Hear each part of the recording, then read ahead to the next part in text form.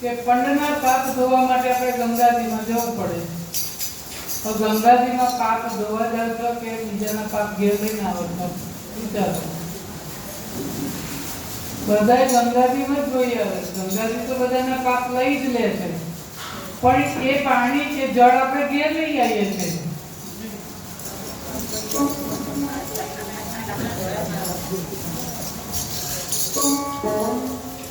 અને જ્યારે સત્સંગની ગંગા તો આપણને ઘેર બેઠા મળી છે. ડૂબકીઓ મારવી હોય કે મારી લેજો, અને મારે અહીંયા કહેવાની જરૂર નથી, કારણ કે અહીંયા જોયા બધા ભક્તો એટલા બધા પ્રેમાળ છે, એટલા સત્સંગી છે કે મને અંદર કઈ કઈ થાય છે, કુછ હોતા है.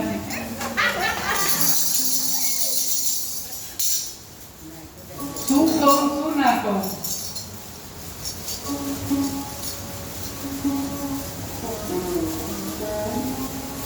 સત્સંગની કથા અને સત્સંગની ગંગા હર કોઈને સુલભ નથી. જેણે જેણે કર્મો સારા કર્યા છે, પુણ્યના કામ કર્યા છે, એ જ અહીંયા બેઠો.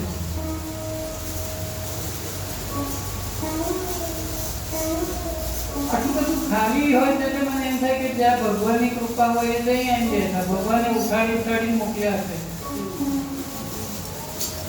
અને કદાચ જો કોઈ ના આવે તો પકડી લાગે.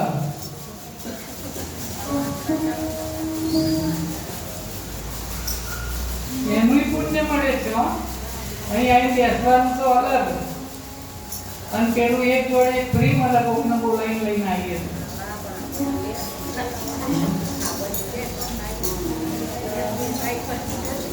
સત્સંગનો સંગ કરવાથી દેહમાં જે મેલ છે ને એ છૂટો પડે છે.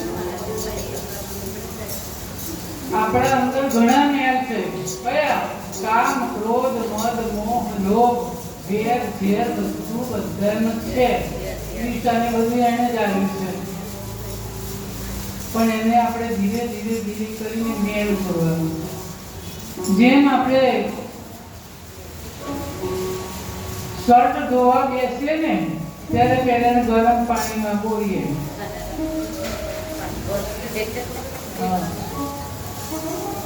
પછી સાબુ ઘસીએ, પછી બ્રશ ઘસીએ. કોઈ ને ના જાય તો આમ કરીએ, પછી છેલ્લે આવે. એ ના માનો ને તારે ધોકાટવાના હોય.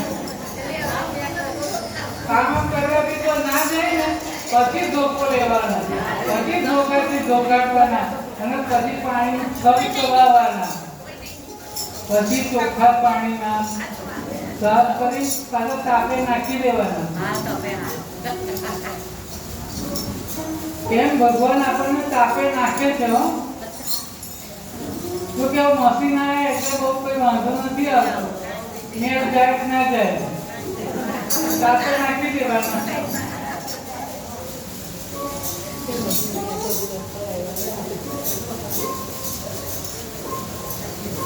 તો ભગવાનને મળવા માટે પહેલા સંતનો સંગ કરવો.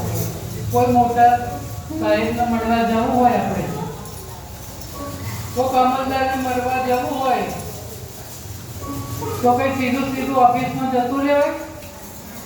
બહાર સિક્યોરિટી વાળો હોય, સીસીટીવી કેમેરો હોય, પેલા સિક્યોરિટી વાળાને પકડવો પડે. એ જ ઉભા રહે. બોલો શું કામ છે? અંદર સાહેબને મળવું છે. આ સાહેબ તો ઓફિસ ખુલ્લી મૂકીને જ બેઠા છે. જો કે